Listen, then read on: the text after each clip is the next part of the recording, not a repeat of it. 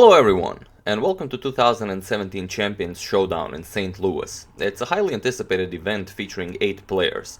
Nakamura is playing Topalov, Caruana is playing Grishuk, So is playing Dominguez, but the match pretty much everyone is mostly interested in is Carlsen versus Liren. And Liren managed to qualify for the candidates in the World Cup with Levon Aronian, and also he created that beautiful immortal game a couple of days ago against the Baijinshi. So everyone is interested to see how he will fare against King Magnus. But it seems that creating an immortal game against a 2500 player isn't really the same as playing against the world champion. How does this work?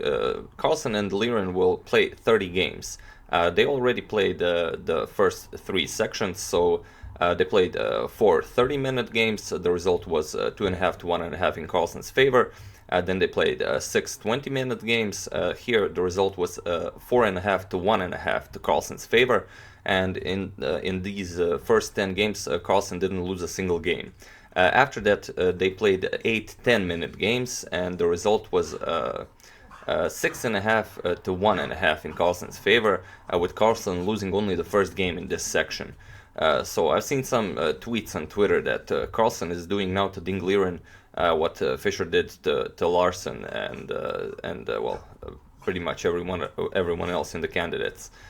So definitely quite a match, and as I'm making this video, there will be 12 more games of the 5-minute section, so you might want to check that out as it's live instead of watching this video, so you can watch my video later.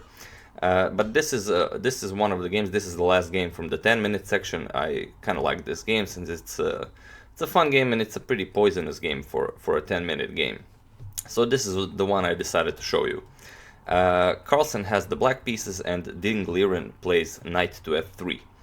We have d5, d4, knight to f6, c4, now e6, the queen's gambit declined, knight to c3, now a6 by Carlsen, c captures on d5, e captures on d5, and bishop to g5.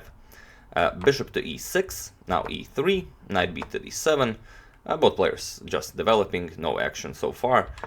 Bishop to d3, h6, bishop goes to h4, now bishop to d6.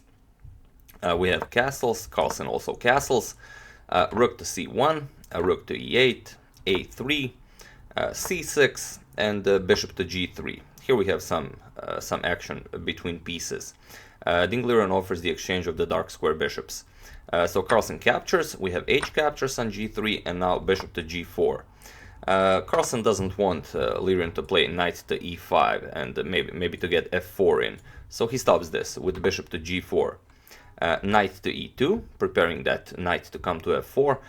Capturing now the knight on f3 doesn't really give Carlsen anything. If you capture g captures, you just lost the only piece that can oppose this beautiful light square bishop, and after moves like bishop to b1 and queen to d3, there will be you'll have to take care of your h7, I mean this entire diagonal for the entire game, and this wouldn't be very fun. So after knight to e2, knight to e4 now by Carlsen. Knight to f4, and Carlsen plays a knight to f6 now, solidifying this knight on e4. Bishop to e2, again Liren wants to play knight to e5. So knight to d6 now, he has to allow it, knight to e5, now the exchange of the bishops, bishop captures on e2, queen captures on e2, and knight comes to e4. Leaving the other knight free to jump to c4 if needed. So okay, Liren has a strong knight on e5, Carlsen has a strong knight on e4, and if you want to kick it away from there, you do have to play f6 or f3. So g4. Carlsen plays queen to g5, and it's a pretty good square for the queen. You can't really kick it away from there. You can play something like knight to h3, but queen e7, and white didn't really achieve anything, and he did lose a lot of games so far in the match, so he doesn't want to go for this probably. So after queen to g5, g3, and now we have f5, and well, you could capture for maybe on f5, but if you capture on f5 and knight captures on f5, then you constantly have to worry about knight captures on g3, and this is no fun in a 10-minute game. So after f5, king to g2, we have f captures on g4, and here Ding Liren plays rook to h1.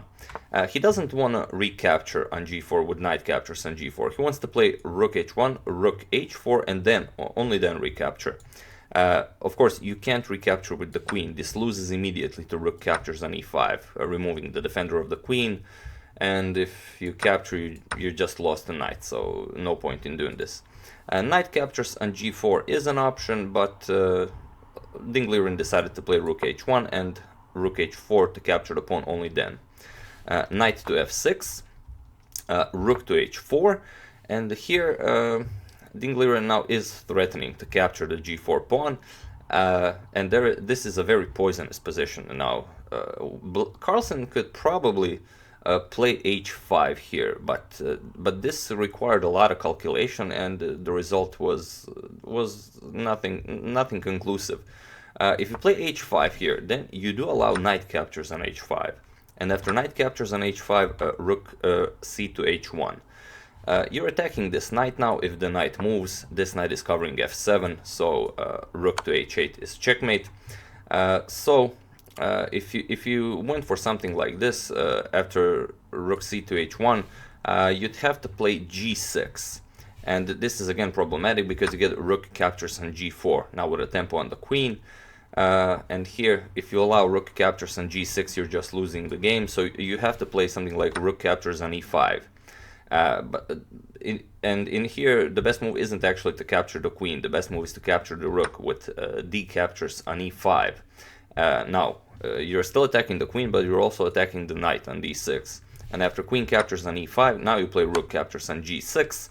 And after knight to g7, because the knight was attacked, the position is pretty equal. Although the black king is kind of facing two rooks and the queen, but you do have two knights for a rook. If Carlsen would manage to get this rook into the game, who knows? Who knows? Everything might happen here. But he's not interested in doing anything like this, because after this rook to h4 move, Carlsen plays the absolute best engine move. He plays rook captures on e5, removing the piece that was threatening to capture the pawn on g4. He was already up a pawn, so now it's okay, he's down the exchange, but he will be up 2 pawns. D captures on e5, queen captures on e5, and now rook h back to h1. Queen to e4 check, king to g1, as the king has to protect the rook, and now knight to c4. So Carlsen is up 2 pawns, but those rooks of Ding Liren has aren't really doing anything so far. Queen to c2, he immediately offers the exchange of queens, but Carlsen happily obliges. Knight to e5, we have a trade of queens, knight captures on e4, and king to g2. And now immediately rook to f8, not allowing this knight to move, as the f2 pawn will fall. So rook to c2, now this rook is forced to guard the f2 square if this knight wants to move. Rook to f6, now rook to d1, we have g5 kicking the knight away from there, now knight to d3, Carlsen again happily exchanges, rook captures on d3 and h5, and it's really, what you do here is white, you do have rooks, but how do you make them work? So okay, Ding Liren finds a way.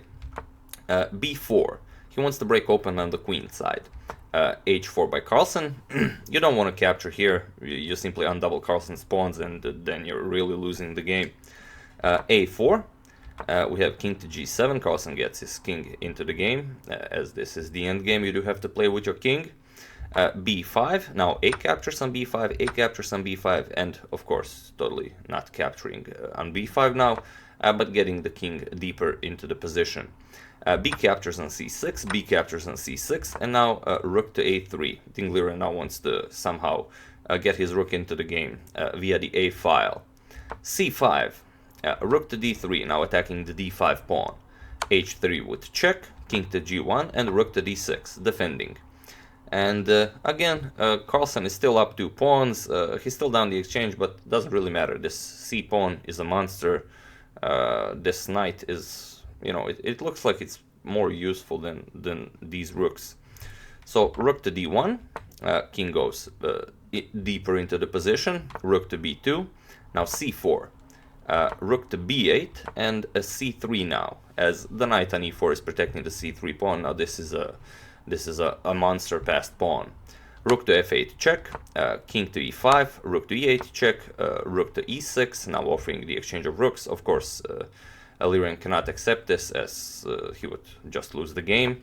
Rook back to d8, now again rook to d6, rook back to e8 with check, and now Carlsen doesn't want to repeat, since, you know, threefold repetition is a thing. King to f5, rook to f8, now king to e6, rook to e8 check, and now king to d7. The rook has to move, and now knight to d2, blocking the attack of this rook to the d5 pawn. Rook to c1, attacking the pawn. Now rook to c6, defending with the rook. Rook to a3, knight goes back to e4, rook goes back to d1, but now king goes back to e6, and now there are no more checks from this rook. So this was shrewd maneuvering by Carlsen. Rook to c1. We have rook to b6 now. Rook captures on c3, and here Liren decided to give back the exchange, because there is no clear plan here for white.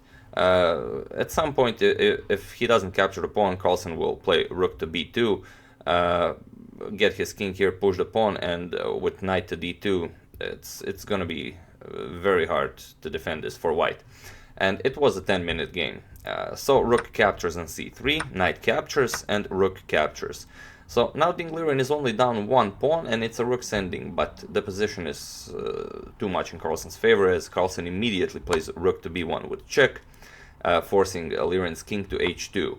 And now rook to f1, a beautiful move, really a nice rook endgame move, as the king can't approach the rook. Pawn is covering g2, rook's covering g1, and the Carlsen is threatening to capture the f2 pawn.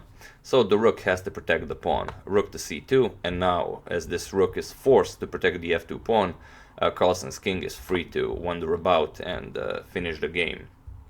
Rook to b2, king e4, rook a2, this rook can never leave the second rank. Now king to f3, the threat is rook captures on f2 with check, exchanging rooks and winning the game.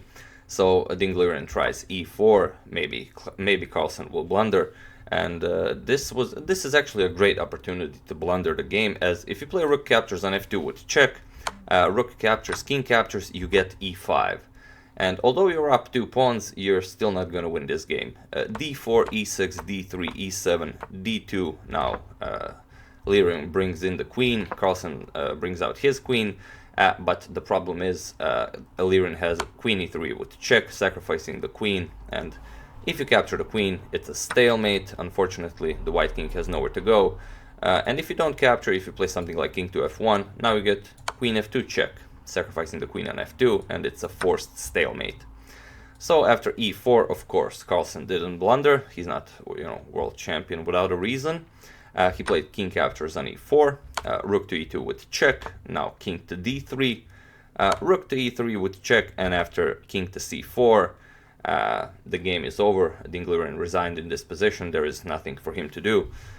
This rook is ready to capture on f2. You can protect it with rook to e2 or rook to f3, but it doesn't matter. Whatever you play, Carlsen is simply gonna play d4, d3, d1, and, you know, destroy.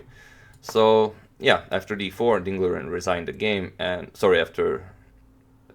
after king c4, Liren resigned the game, and this is it for the 10-minute section. Now, probably right about at the moment that I upload this video, they will start the 5-minute portion with 12 games. So it's gonna be quite the end of the match. I'm interested to see if Carlsen can manage can keep this up, as in all 3 sections so far, Liren only achieved 1.5 points in each section and won only 1 game. So, and I also read one interesting thing, that if Carlsen would achieve this kind of a result in the next 12 games, he would actually break the 3000 rating barrier. But unfortunately, FIDE rules do not allow this, because he already won the match. So the rest of the match, I guess, doesn't count for rating. Or I could be wrong, but I did read something like this. Maybe some of you know something more about this. So yeah, that's the game. I do hope you enjoyed it. It was a bit of a longer video for you know, for a rapid game, but you know, these players are very strong and they play a very strong game. It doesn't matter if you just give them 10 minutes. So yeah, that's it. As usual, you can check 2 of my previous videos here. Thank you all for watching, and I will see you soon. Maybe with another game from the Champions Showdown in St. Louis. See you soon.